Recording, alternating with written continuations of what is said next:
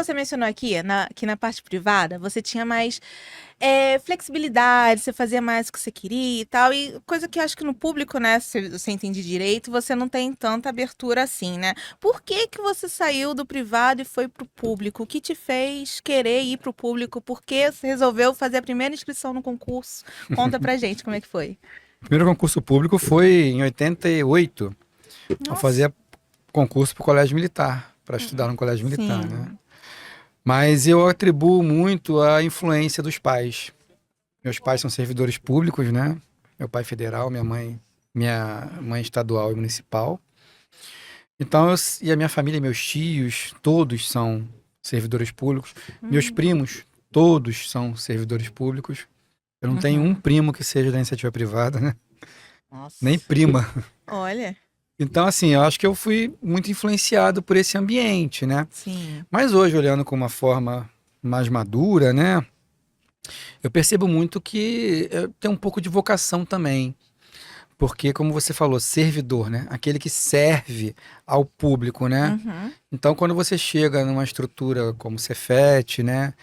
Ou até mesmo uma estrutura administrativa de uma universidade, uma autarquia, você tem a oportunidade a cada dia de contribuir de alguma forma com o público, Sim. né? Você tem a chance de facilitar. São realidades bem distintas e muitas das vezes duras, né? Tem Uhum. pessoas que chegam numa repartição pública, às Hum. vezes para buscar um simples documento. Para mim é simples, mas para ela aquele documento pode transformar a vida dela, né? Verdade. Esses dias eu estava chegando no trabalho e não é o meu setor, mas tinha Uhum. uma senhora muito aflita Hum. e ela, você pode me ajudar e tal? Eu falei, deixa eu ouvir o que a senhora está precisando. Ah, eu fiz um concurso para enfermeira do município aqui do Rio, Uhum. do estado do Rio. E aí eu preciso do meu certificado de especialização em intensivista para trabalhar no CTI dessa prefeitura. Uhum. E se eu não apresentar, eu não vou poder tomar posse. Eu falei, não, vamos tentar ver no setor responsável, né? Aí fomos até o setor e o colega estava lá e explicamos a situação, o que que podia ser feito, né? Aí se podia dar uma declaração, talvez enquanto o diploma não fique, o certificado não fique pronto. Então são exemplos do cotidiano. Eu tenho alunos que atuaram comigo na iniciação científica, que hoje são pesquisadores da Fiocruz, Olha. né? Então assim, é gratificante. Eu Sim. acho que isso é o grande motivador hoje, principalmente, além da migração, mas para permanência no serviço público. Muito bom.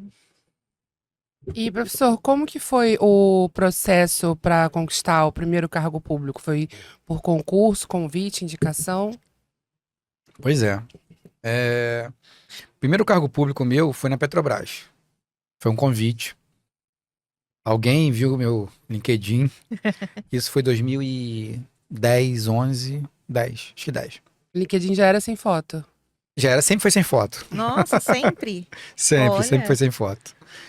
E aí, eu tinha experiência com um cartão BR distribuidora, que era um convênio do HSBC, né? Uhum. Aí alguém viu, uma pessoa viu e me contactou, perguntou se eu não queria fazer parte de uma equipe para trabalhar na Transpetro. E lá fiquei por 96 dias, porque era uma situação temporária, né? Aí estava estudando para concurso, sempre estudei a vida inteira para concurso, né? Sempre assim, trabalhava de dia, estudava à noite, acordava de madrugada, estudava, levantava cedo, tomava banho para trabalhar, no ônibus estudava, né? O tempo todo. Sempre. Sempre que tinha uma brecha no tempo, Vou cortar o estudava. cabelo, estuda, né? Tá indo pro aniversário de alguém no ônibus, no metrô, estuda, leva um livro, leva. Hoje é moderno, tá no Tá celular, no né? celular, é verdade. Esses dias uma pessoa falava assim pra mim. Eu tava no ambiente, né, esperando um horário, e a pessoa, poxa, que falta de respeito, as pessoas vêm pra cá ficar na rede social.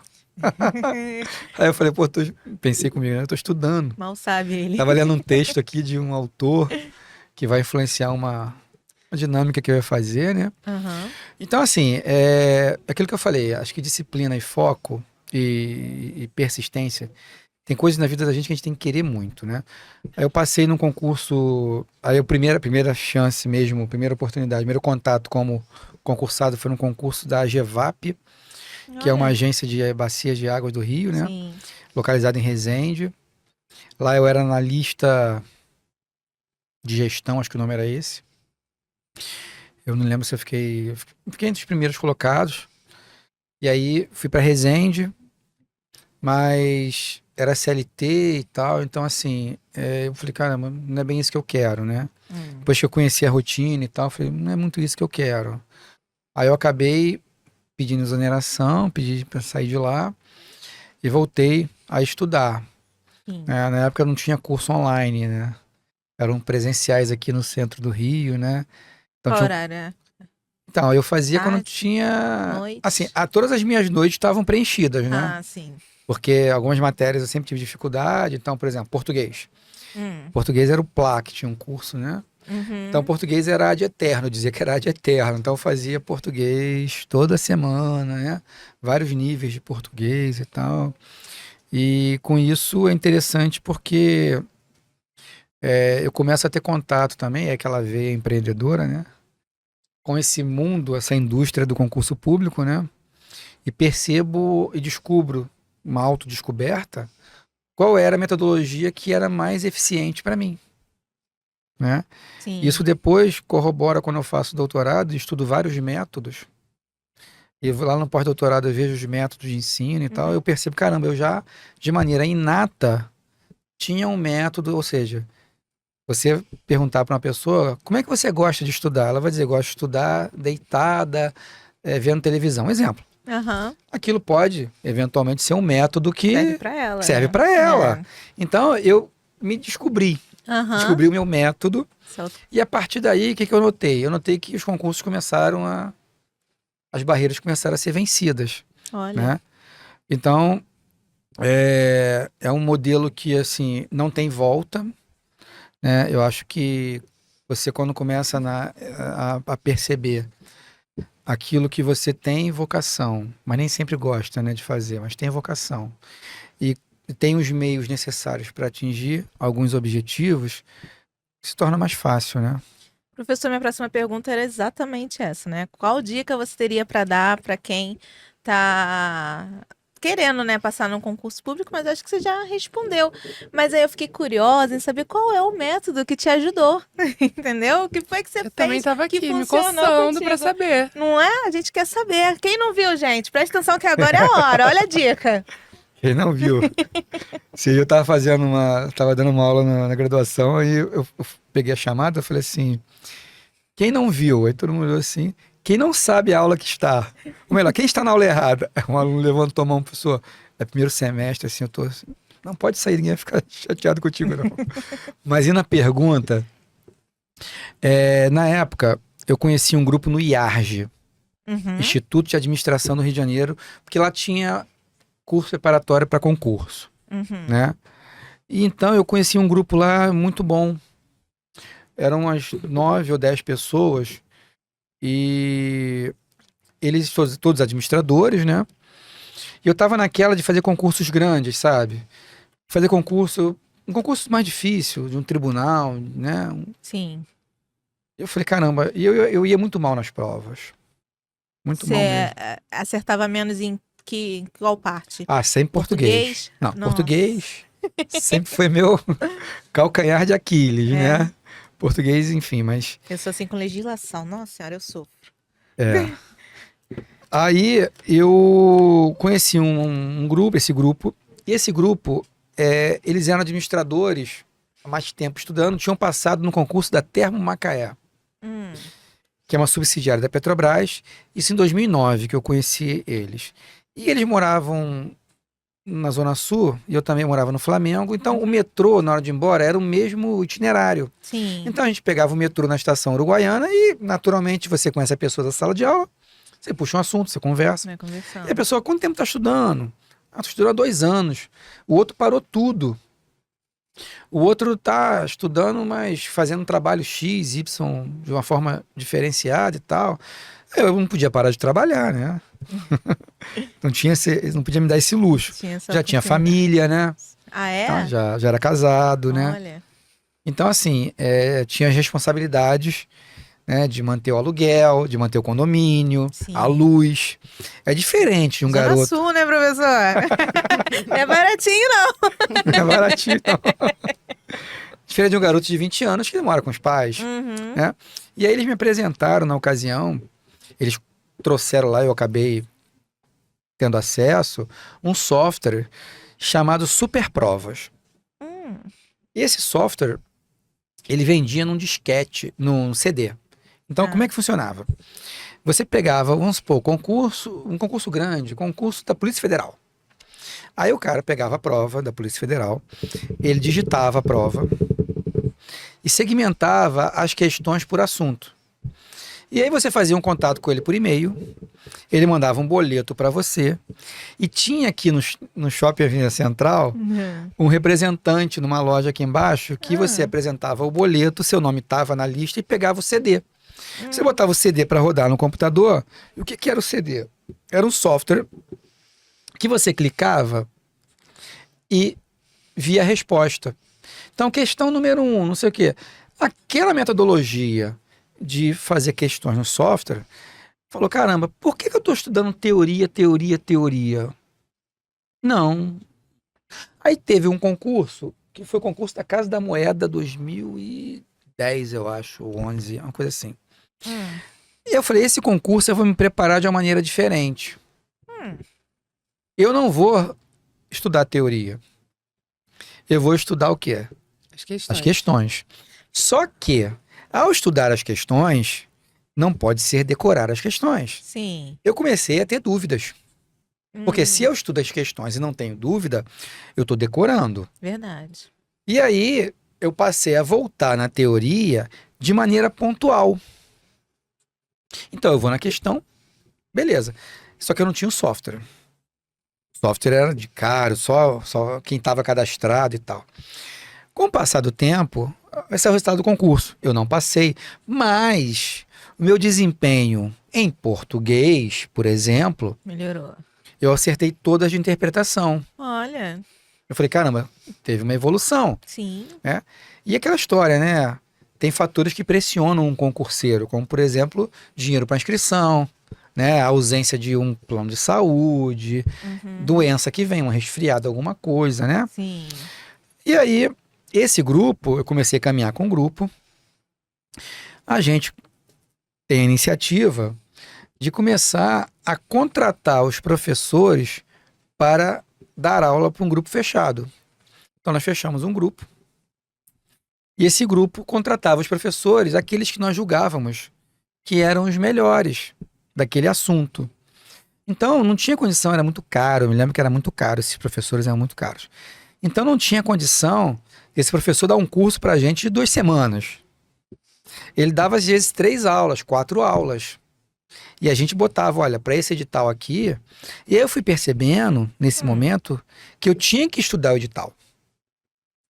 E estudava o edital, montava um roteiro de questões para resolver. Então, por exemplo, a administração de recursos humanos vai cair, vai. Qual é a banca? A banca é a banca X. Qual é a questão dentro de RH que mais... Ah, tá lá. Subsistemas de RH, tá no edital. Sim. Pô, subsistemas de RH são 5. Eu vou estudar os 5? Não. Eu vou fazer as questões dos 5 daquela banca. E vou ver o que aquela banca mais cobra. Por exemplo, que ela cobrasse recrutamento Sim. e seleção. Então, o que eu vou fazer? Eu vou resolver bastante questões de recrutamento e seleção. Eu vou abandonar as outras? Não, não vou, mas eu vou. E ali eu vou ter como pilar número 1 que eu vou na teoria. Sim. Aí eu comecei a passar. Olha. Gente, vocês estão ouvindo, né, gente? Anotou todo mundo aí, Dica né? de milhões, hein? Por favor. Olha, eu acho que eu tô no caminho certo, que eu faço um negócio... Opa! Eu acho que eu faço um negócio similar assim. Só que agora com essa dica eu vou focar mais exatamente no que ele Aí, falou. anos depois, numa conversa num curso chamado Gabarito, que tinha aqui no centro, não sei se ainda existe, Ah. para fiscal, a gente, esse mesmo grupo, decidiu que a gente não ia estudar para concursos grandes. Nós íamos estudar para administração. E aí fizemos um estudo rápido, né? e descobrimos que tinham muitos concursos para administrador no país. Mas tinha que ter disposição para sair daqui. Aí eu faço Petrobras a Ceilândia, Onde fica isso? Maranhão. Nossa. Que coincidentemente, anos depois eu viria morar no Maranhão, não sabia. Olha. E aí eu passo para técnico em administração no Maranhão. E você foi? Não porque eu não tinha um curso técnico. Ah, Olha a falta de orientação. não sabia que Eu tinha achava que por formação. ser graduado em administração, Mas hoje em dia pode, tá? Mudou. Lançaram um decreto aí que se você tem nível superior em administração, você pode fazer para técnico em administração. Pega a dica aí, gente. exatamente. E aí, o que acontece? Com o tempo, a gente é apresentado a um grupo, e esse grupo vende, para resumir a história, né? Eles vendem um software que hoje é o Q-Concurso. Olha. O Q-Concurso hoje, Aham. ele é o que a gente fazia. Estou dando um exemplo de... Tem vários Q-Concursos, vários softwares Sim. que atuam nesse... Todos nós passamos e começamos também a ver os resumos da aula e das nossas dificuldades, como eles podiam ser compostos em mapas mentais. Então, por exemplo, eu me lembro que no fogão da minha casa, você não levanta a tampa do fogão, não tem um vidro? Uhum. Ali era colado vários mapas mentais Olha. e várias revisões espaçadas. Porque enquanto eu estava fazendo o almoço, a janta, eu estava estudando. No banheiro, eu colocava no boxe, do lado de fora do boxe, né? Enquanto eu tomava banho, eu lia. Focado em concurso mesmo, Na hein? porta do meu quarto e na porta do armário, na direção onde eu dormia na cama, Aham. tinham vários resumos. Aí eu fazia de tempos em tempos um rodízio. Por exemplo, se eu botei constitucional no lugar, eu tiro daqui e boto ali. E quando você tá, sei lá, escovando os dentes, tá lendo, né? E. Aí vem um concurso do INCA 2010, aonde eu passo e eu descubro que todo mundo passou, menos eu. Com essa metodologia, em alguns meses, aquele grupo inicial, todo Sim. mundo passou. Passaram no BNDES, passaram no Banco Central, passaram na UFRJ, passaram na UF. Todos os seus colegas passaram e Todos você não. passaram. Não, eu tinha passado no INCA. Ah, sim. Acabei não indo por outras razões. Entendi. Entendeu? Aí todo mundo deu certo, funcionou pra todo mundo. Todo mundo funcionou. Aí eu fui tentar MPU. Falei, agora que eu tô mais esperto, Aham. vou tentar um concurso grande. O tribunal Sim. desse é o Ministério Público da União, né? Né? Paga bem, né? Exatamente. Só que o que aconteceu? Eu cometo o seguinte erro na inscrição. O qual? Eu boto Brasília.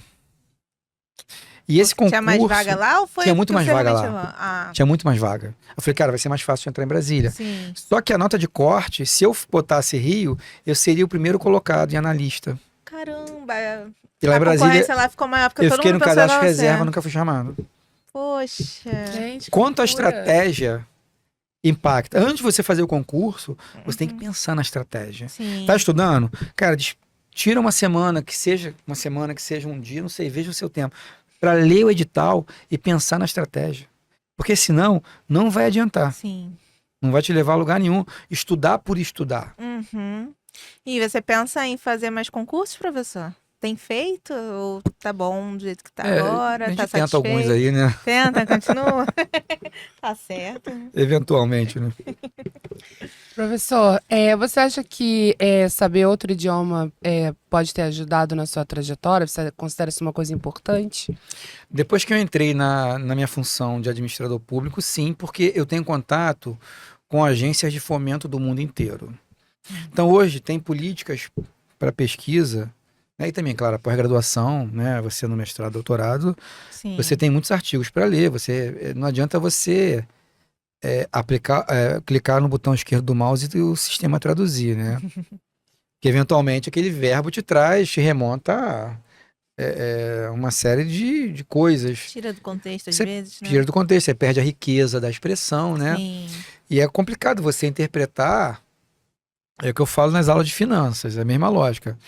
Eu não posso raciocinar se paga-se muito lá e paga-se muito aqui, convertendo o salário de dólar para real.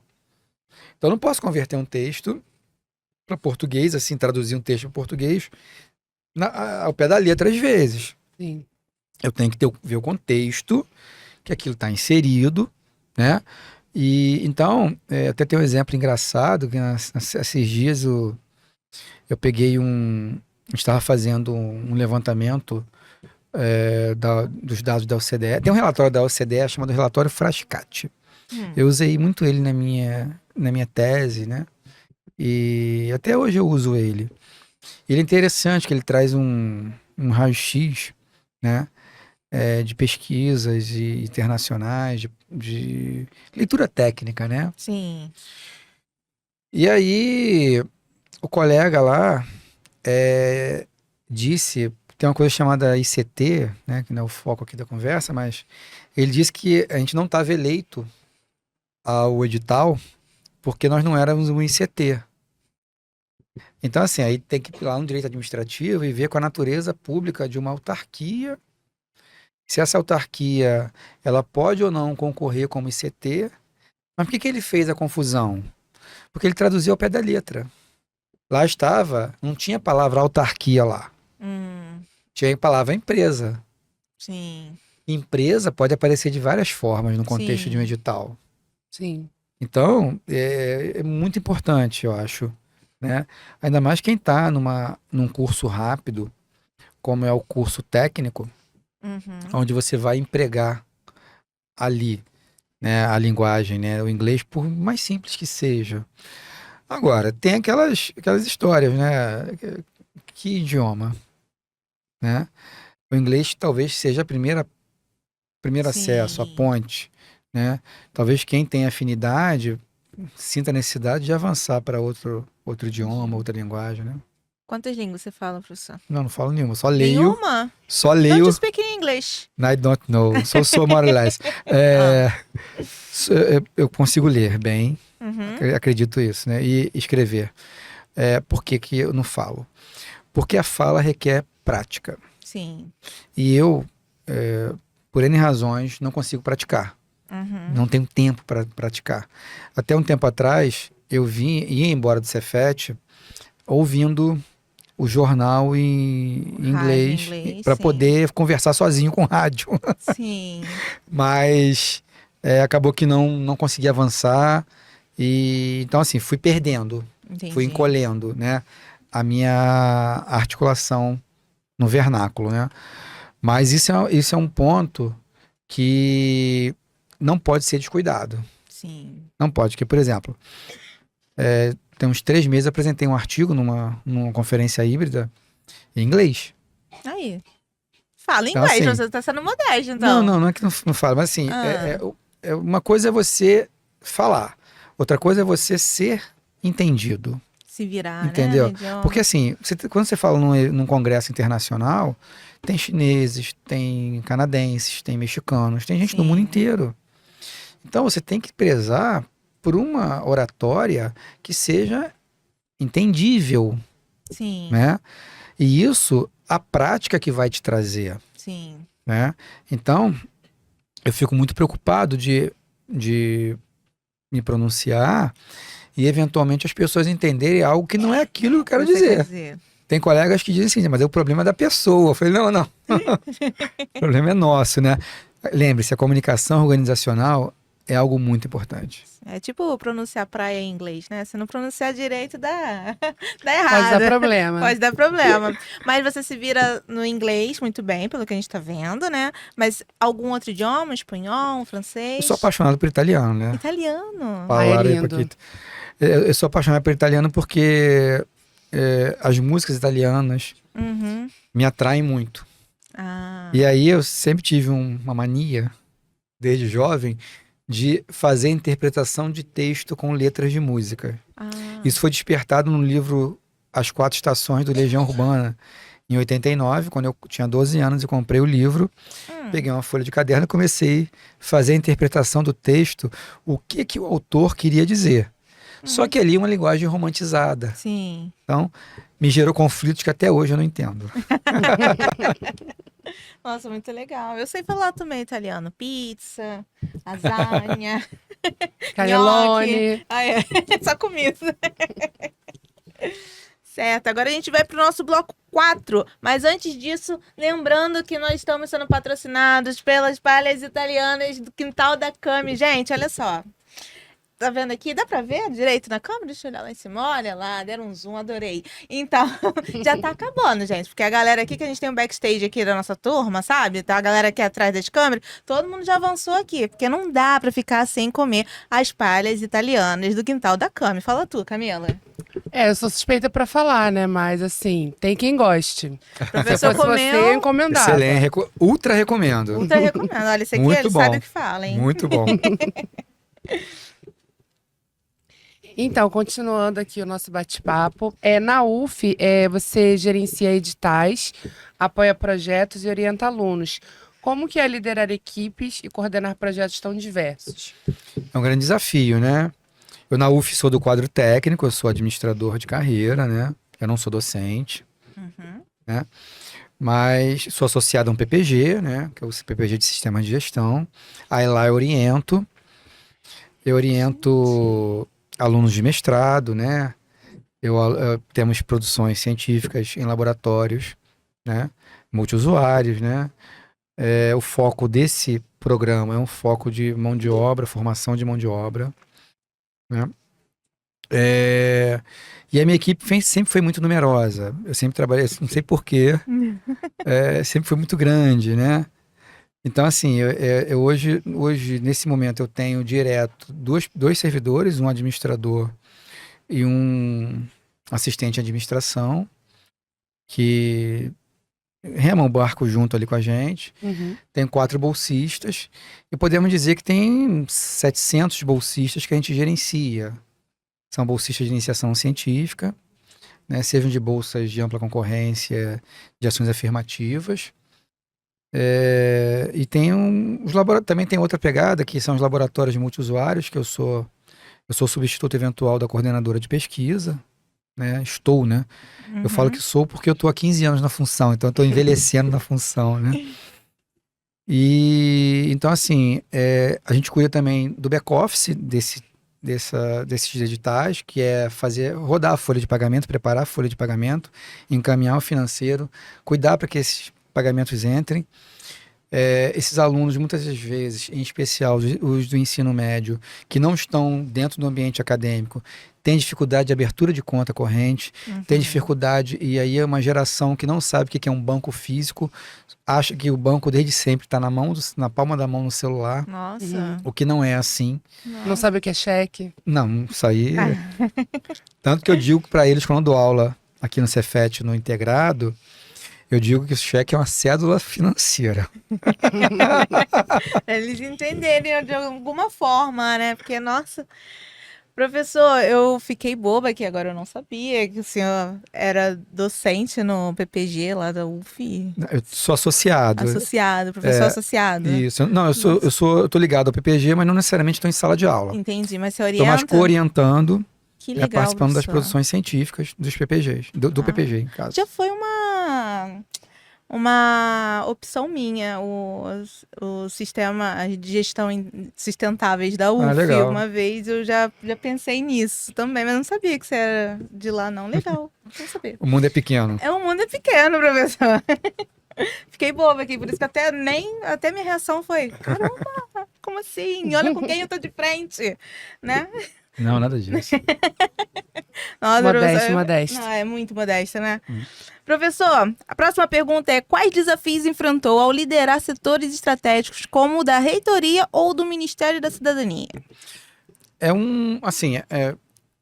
Quando eu estava no Ministério da Cidadania, né, era uma característica bem diferente, porque lá realmente é uma estrutura burocrática da administração direta, não que a universidade não seja, né? Mas lá você tinha uma diversidade muito grande, lá você tinha um perfil de colegas muito diferente do que a gente tem na universidade. Lá você tinha até mesmo os comissionados, os nomeados, eram um pouco diferentes, né? Então, fazia necessário algum tipo de jogo de cintura, né? E para mim foi bem tranquilo e uma experiência muito benéfica. Muito benéfica mesmo. Eu só volto para a universidade porque troca o pró-reitor e o pró-reitor, a pró-reitora que assume me faz um convite, me liga, olha, acabei de saber que você é nomeada pró-reitora, eu quero muito você na minha equipe. Eu falei, mas eu tô cedido, né? Ela, não, dá um jeito de vir embora e tal. Então, assim, eu voltei, também tinha questão, eu tava na Barra, né, nesse momento, Uhum. então tinha questão do trânsito, eu moro em Niterói, Sim. e aí tava dando aí, tinha dia que eu ficava 3 horas e meia no trânsito Meu para Deus. ir ou para voltar, né? Uhum. Então, com o objetivo também de melhorar um pouco de qualidade de vida. Agora, deixei bons laços, em Brasília também, boas amizades, Isso é pessoas importante. que a gente se fala até hoje, trocamos muita figurinha. O Olha. meu escopo mudou, né? Quando eu volto para a universidade, eu volto a cuidar de políticas públicas, né? De pesquisa. Então, se você abrir a plataforma Carlos Chagas do CNPq e botar lá o representante institucional do Programa de Iniciação Científica da Universidade Federal Fluminense, é o meu CPF. Isso não tinha lá. Tinha, por exemplo, eu fazia relatório de fiscalização mensal e fazia documentos que embasavam a gestão dos contratos. Então muda bastante o cenário, Uhum. mas a responsabilidade eu sempre encarei como a mesma. Sempre procurei levar da mesma forma, né? Sim. Lá no Parque Olímpico, principalmente, era uma situação, quando eu cheguei lá, bem complexa, né? A princípio, eu vou para o Parque Olímpico para fazer fiscalização de contratos, só que de maneira prática, você chega lá e tem muito mais coisa para ser feita, né? Sim. Com pouca gente. Era um momento também de fusão, onde o Ministério do Esporte e Desenvolvimento Social fundia com cidadania. Então, cidadania cuidava de muita coisa, um escopo de atuação significativo, né? E aí foi necessário botar a bola no chão e ver qual é o melhor caminho para se adaptar. Uhum. Porque, embora seja uma estrutura que as pessoas acham que é enferrujada, mas tem muitas responsabilidades. E o Parque Olímpico, a manutenção dele, por exemplo, é altíssima, Acredito. da área federal, né, pelo menos. Sim. Era um valor muito oneroso nessa época, 2021, né, 22. E com isso foi importante, por exemplo, colocar indicadores como BSC, Business Score, Uhum. K, você colocar modelos contemporâneos de liderança, Uhum. né? Então, por exemplo, os terceirizados, prestadores de serviço do parque, eles tinham um tipo de contrato. Foi importante que nós conseguimos mudar esse tipo de contrato. Esse tipo de contrato, quando mudou, para quem está na ponta, né, melhorou o salário. Eu acho importante. Só que para quem está do outro lado do balcão, outros aspectos foram mexidos.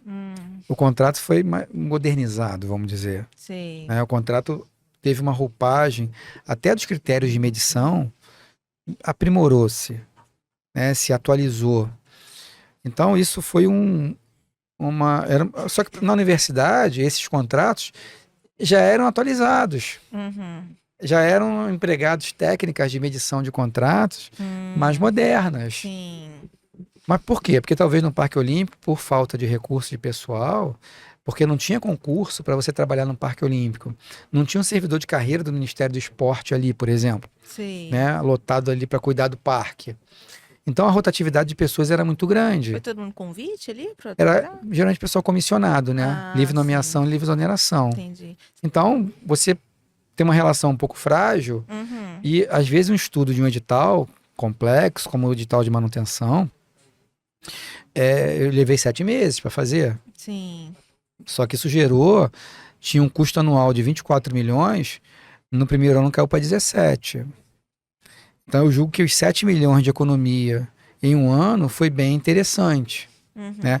Já justificou, por exemplo, para os críticos, que sempre tem, o porquê de aumentar o salário do pessoal. Né? Sim. Olha, eu aumentei porque eu economizei. Sim, é uma boa. Uma boa, né?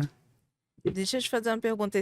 O Parque Olímpico que você trabalhou foi o de Deodoro? Não, Barra? o da Barra. Da Barra mesmo? O de Deodoro, se eu não estou enganado, ainda está sob gestão dos militares, Ah, é? se eu não estou enganado. Entendi.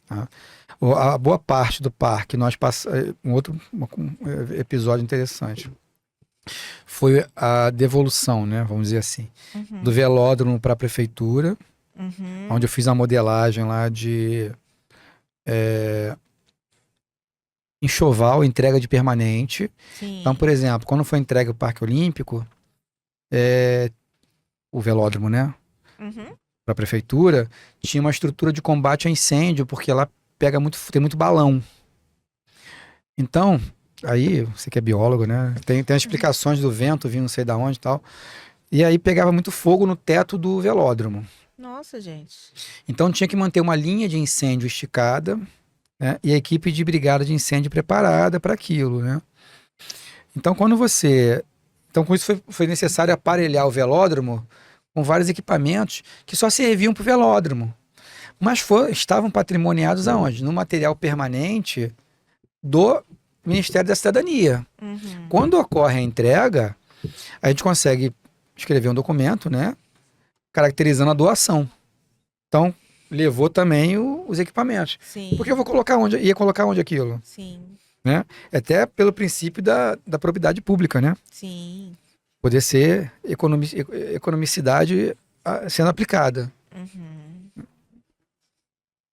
Então, teve um momento, né, da nossa conversa que você estava falando sobre o início da sua trajetória profissional, de lidar com pessoas, e que você sempre prezou muito pela dignidade das pessoas. E aí naquela hora me veio assim uma coisa na cabeça, né, que de repente quem está assistindo esse podcast vai pensar assim, nossa, que discurso lindo. Mas a gente, assim, como seus alunos, né, a gente vê, assim, isso na prática mesmo, né, que você como educador, você tem essa postura também, né, de se preocupar, assim, com a dignidade das pessoas no sentido amplo da palavra mesmo. Eu não esqueço, vou roubar um pouquinho do tempo para dar esse meu relato aqui, que no primeiro período de aula que a gente teve com você sabia o nome de todo mundo da turma. E você acabou de falar que você é responsável por 700, né? Pessoas de iniciação de pesquisa, enfim, dentre outras mil coisas que você faz. E aí eu ficava assim, nossa, como é que ele lembra o nome de todo mundo? E aí um dia você falou assim, sabe por que eu falo o nome de todos vocês? Que é para demonstrar respeito. E eu falei assim, gente, obrigada a Deus por eu estar aqui nesse curso. Porque ali, tipo assim, tudo fez sentido para mim. E foi dali que eu passei a ver, assim, como a questão do ensino, né? Não é só o que a pessoa tem de bagagem teórica, acadêmica e tal, mas é tipo assim, é a nossa formação, sabe? É você, tipo assim, tocar, né, naquelas vidas dentro da sala e a gente sair da sala melhor do que a gente entrou, né? Com certeza. E aí, enfim, depois desse meu breve relato, queria voltar a falar da parte de educação e quero saber o que te inspira no trabalho como professor, ou orientador, ou instrutor, né, como esses termos que você usou na nossa conversa, no Cefet e na UF. Eu tenho uma convicção, até porque por ser filho de professora, minha mãe é professora, né? Professora hoje seria da prefeitura de Belfor Roxo, na época era a prefeitura de Nova Iguaçu, e do estado. E eu tenho a convicção que a educação tem um efeito que a gente não consegue mensurar, transformador. Eu acho que a oportunidade dessa troca é onde eu confesso a vocês que eu aprendo muito com os alunos, sabe? Porque são realidades muito distintas, sabe? Sim. Tem pessoas que chegam ali, você percebe que a pessoa, e aí sem nenhum caso concreto e demérito, chegou até com fome, sabe? Chegou numa situação muito difícil. Então, se você não aproveita cada momento e tem zelo por cada momento, você não contribui, Camila e Renata, para a transformação. Às vezes, é um episódio simples. Uma porta que eu abri sem querer e bateu em você, ou você abriu e bateu em mim, sabe? Mas cada momento tem que ser cuidado, porque a educação ela tem um poder muito forte, né? Eu percebo que essa missão transformadora da educação, ninguém pode fugir dela. Porque ela está inserida, enraizada no nosso contexto familiar, por exemplo. Nossos pais, nossas mães. Eu falo isso lá em casa. Enquanto a gente respirar, a gente vai orientar. Eu posso até errar, sabe, como pai, como ser humano, mas eu quero o melhor pro meu filho. Com certeza. Eu acho que o teu pai, todo mundo, Uhum. ninguém é perfeito, né? Esses dias uma pessoa falava assim, professor, se eu tivesse um professor no perfil X na minha graduação, teria acontecido Y comigo. Eu falei, não, mas tudo tem seu tempo. Às vezes o tempo dessa pessoa que entrou num breve momento do nosso existir chamado vida, era aquele necessário. Então, aproveita aquele momento. E a educação, esse dia eu estava conversando com uma bolsista, eu gosto muito de bolsistas, essa garotada de 19, 20 anos, que eles têm uma energia, né? E eles gostam muito de me questionar. Aí, meus colegas falam que eu dou muita, como é que é?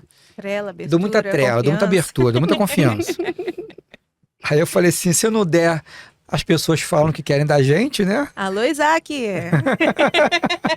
Você dando ou não dando, as pessoas não falam que querem de você? Então, aí eu falei pra ela assim, eu conversando com ela e tal, e ela tava... Aí ela falou, você, Fábio, você é chefe, você é o dono da lancha, o cabeça branca da lancha. No contexto que a gente tava brincando ali, né? Aí eu falei, pois é, mas um dia, você, Camila é o nome dela, Camila, você vai precisar dessa situação e você vai dizer se eu tenho razão ou não. Não vou ser eu que vou te dizer isso aí. Você não precisa acreditar em mim. Aguarda. Aí quando foi ontem, eu não fui. Eu tava em Brasília, né? Aí eu não fui. Cheguei hoje, ela, pô, como é que você não veio trabalhar, chefe? Eu ontem, aí a outra colega, a Natália, ela quase caiu aqui dura, chefe. Quase caiu dura, porque ela queria falar com você, eu que não deixei ela te ligar, que estava em reunião. Falei, o que aconteceu, gente?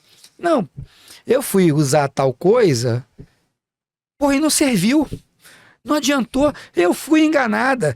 E o pior, eu discuti com você 20 minutos dizendo que eu estava certo e você errado. E você estava certo. Eu falei, não, o importante não é eu estar certo. O importante é que você teve uma experiência prática e agora você vai trilhar um caminho que você achar melhor.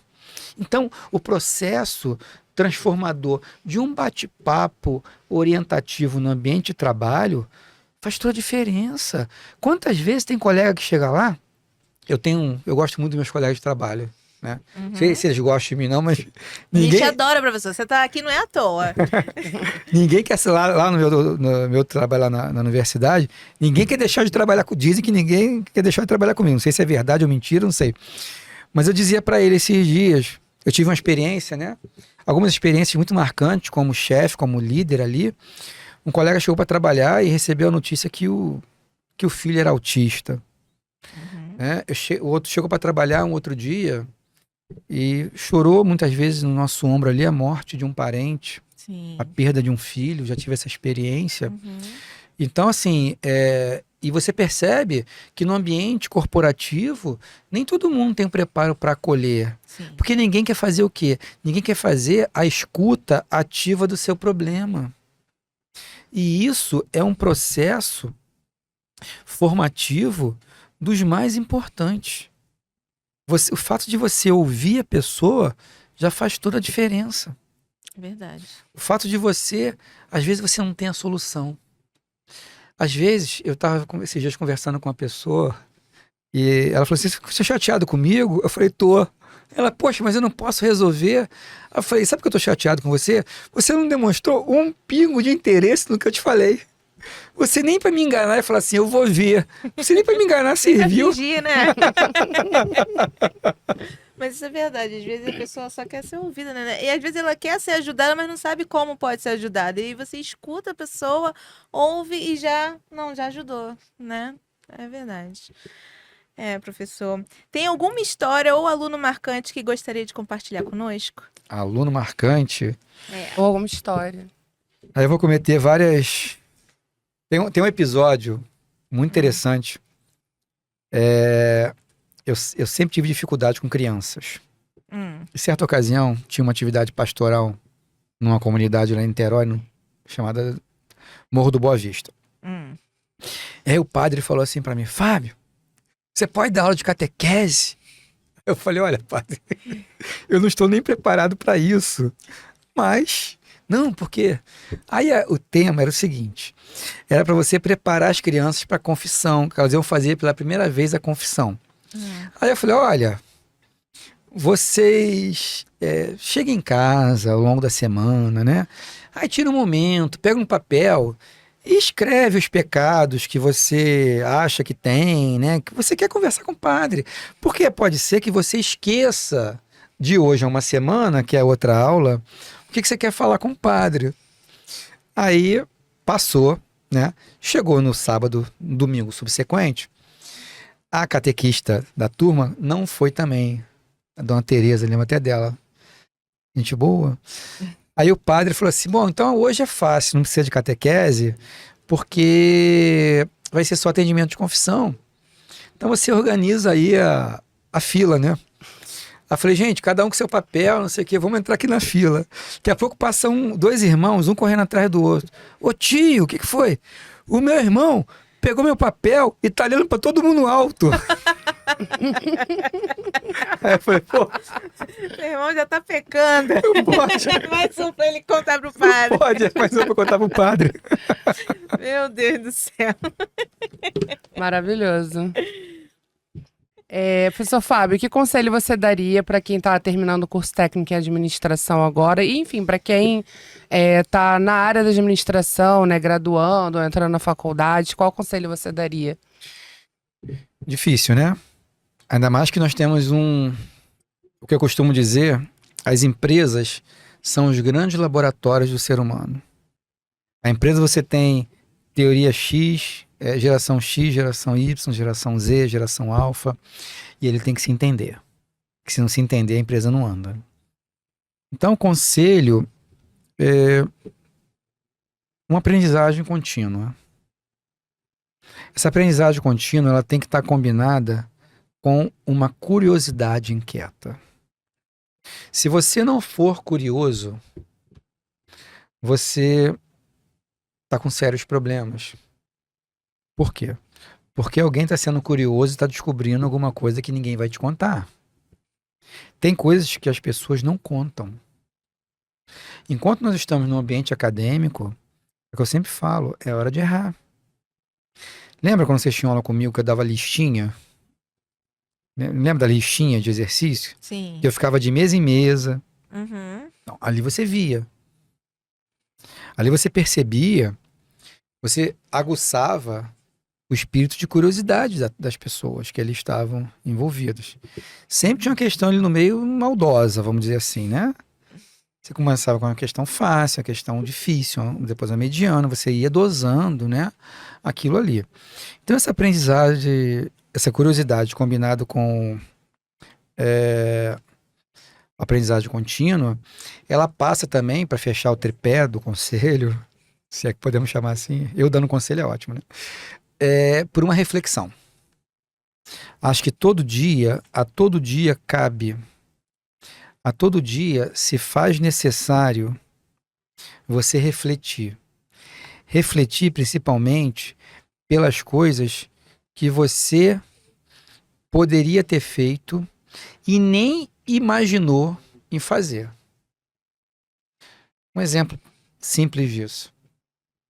Quantas ruas eu atravessei e quantas vezes, ao atravessar uma rua, eu tive um livramento de um atropelamento, trazendo para o ambiente corporativo. Quantas pessoas eu dei bom dia e quantas pessoas interpretaram o meu bom dia da maneira, pô, essa pessoa é tão indigesta, pô, essa pessoa é tão mal educada, essa pessoa, porque as pessoas falam que querem da gente, né? É verdade. Então, assim, são cenários que a gente começa a construir, porque amanhã depois, numa reunião, aquela palavra mal colocada, ela pode ter tido uma origem, não pode? E onde é que está a origem dessa palavra mal colocada? Entendeu? Uhum. Então, o conselho hoje é refletir, aprender e ser curioso. Não tem jeito. Tá bom? Tá certo, adorei. Muito obrigada, professor. Professor, se você pudesse voltar no tempo, o que você faria de diferente? Eu acho que eu arriscava mais, errava mais. Acho que, assim, eu sempre tive, né? Eu sempre empreendi, né? Uhum. E sempre empreendi com muito medo. É, Por quê? Porque eu nunca tive muita chance de errar, né? mas é verdade.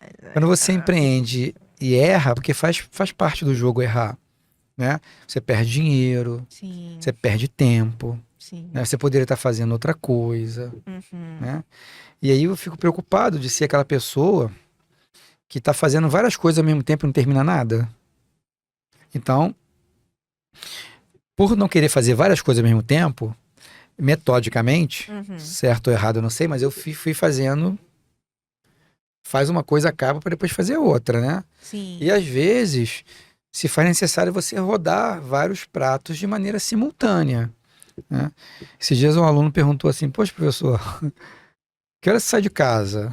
Eu falei: eu saio de casa, sei lá, 7h30, 8 horas. Que hora você chega? Eu falei: tem dia que eu chego 11. Mas você não vai em casa? Eu falei: não, tem que trabalhar, tem que... Tem dia que eu saio, vou no trabalho, vou numa reunião eu vou não sei aonde, não sei aonde.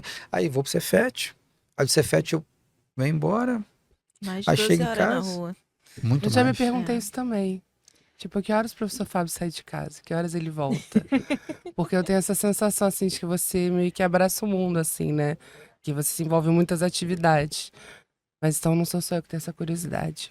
Tá Nem, vendo? nem tanto, Camila, nem tanto mundo.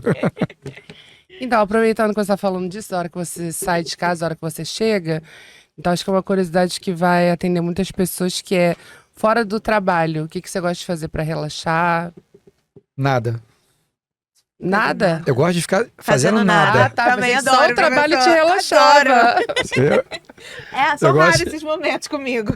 Sabe, na psicologia tem uma coisa que fala que é a hora da caixa vazia, não tem uma história dessa? Não sei, A pessoa professor. chega em casa tem que ficar na caixa vazia. Ah, é? E quando chega em casa, né? Hoje não dá mais por causa dos filhos, do filho, né? Uhum. Mas Seu filho tem quantos anos? 4 anos. 4 aninhos, novinho ainda. Então, assim, Deve ter uma energia. exatamente. Ele me espera pra chegar, e me espera pra jantar. Olha, Aí 11 horas na criança jantando não é né? recomendado. Então ele Sim. janta antes pra jantar depois, né? Né? Mas, assim, deitar no sofá, olhar pro teto, né? Te confesso, muito francamente, que eu não consigo fazer isso com muita frequência. Esse dia eu estava conversando sobre o tema, esse tema, o que que você faz, né? Qual é o seu hobby? Eu falei: cara, meu hobby é não fazer nada. E qual hora que você não faz nada? Eu falei: cara, de 5 às 7 da tarde de sábado. De 5 da tarde às 7 da noite de sábado. Mas por quê? Eu falei: não, porque antigamente era de 9 da noite de sábado até meia-noite. Agora também não dá. Eu tenho que sair, tenho que fazer uma série de coisas. Então, 5 da tarde às 7 é uma hora que eu tô À toa. à toa, né? E isso, agora, se falar, pô, hobbies e tal, não sei o que, eu acho que, como todo bom carioca, né? Praia é muito legal, né? Talvez pela facilidade de morar num Sim. bairro litorâneo também, contribua, né? Eu acho que praia, pra mim, é muito importante. Já frequenta eventos infantis, professor, com seu filho? Muitos. Teatrinho? Amanhã tem um, domingo tem outro, e assim vai. Aí, ó. A agenda tá cheia. Professor, a gente chegou na parte do ping-pong rápido. A gente vai fazer perguntas e o senhor responde a primeira coisa que vier à cabeça, tudo bem? Tudo. Camila, eu pergunto. Você pergunta ímpar e eu pá, pode ser? Vai uma de cada vez? Pode ser. Então você inicia. Uma inspiração. Minha mãe. Um livro Mas- de cabeceira. Desculpa. Olha, em regra a Bíblia, mas atualmente os 7 saberes necessários à educação do futuro. Um perrengue inesquecível da vida profissional. São muitos, hein? Acho que o inesquecível foi a adaptação ao norte e nordeste do país, as culturas, né? Até mesmo a questão alimentar. Eles usam muito dendê, muito sal, assim. Uhum. Então, assim, a primeira vez que eu fui para Belém, eu comi mussarela de búfalo, um negócio assim, acabou com Não a caiu minha bem. semana. Nossa. Então, assim, esse processo foram algumas coisas que eu tive que vencer, mas foram momentos, foram vencidos, né? Uma conquista marcante. Conquista marcante foi poder abrir e fechar as empresas que eu tive. Fechar a empresa é muito difícil. É? Pagar todo mundo, dar a César o que é de César, né? Sim. Indenizar todo mundo dentro da legislação. Foi bem, bem difícil. Um sonho ainda não realizado. Gerar emprego. Eu acho que eu não consigo descansar enquanto eu não conseguir gerar emprego. Acho que a minha mola propulsora para empreender é gerar emprego.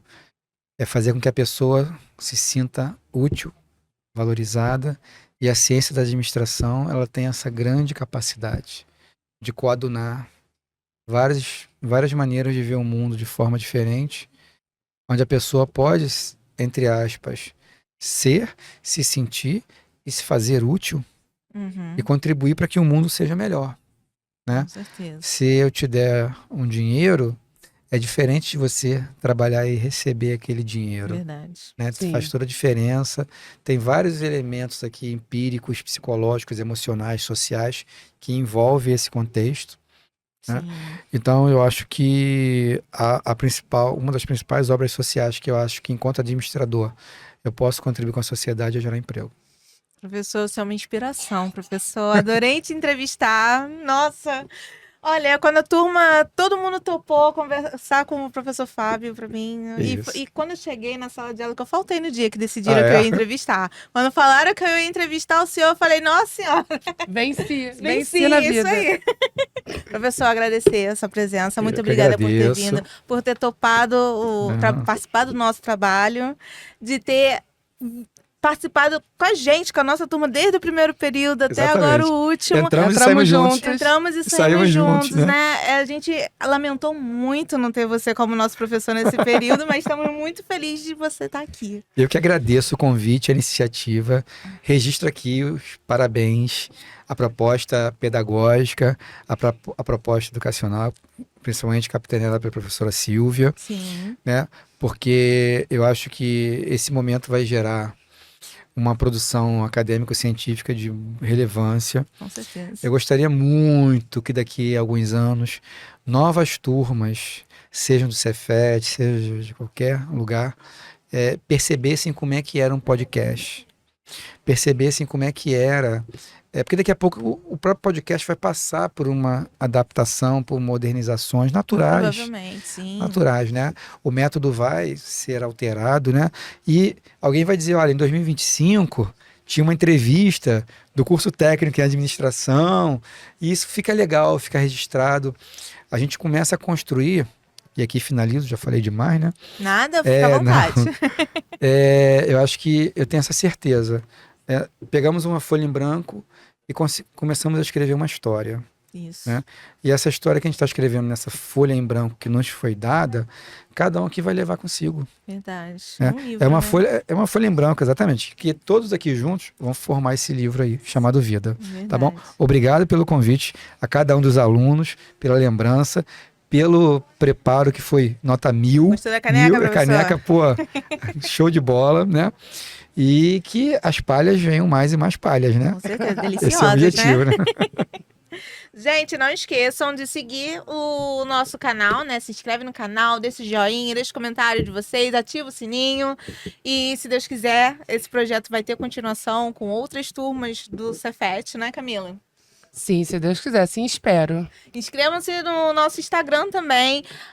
Esse podcast também vai estar ativo, né? Disponível para vocês em plataformas de áudio como Spotify e outras, se Deus quiser. Talvez o Deezer, não sei ainda, né? A confirmar. A confirmar, mas se tiver, vai estar lá nas nossas redes para vocês saberem, tá bom, gente? Muito obrigada mais uma vez. E é isso. Agradeço. Até a próxima, gente. Tchau, tchau. Tchau. Tchau.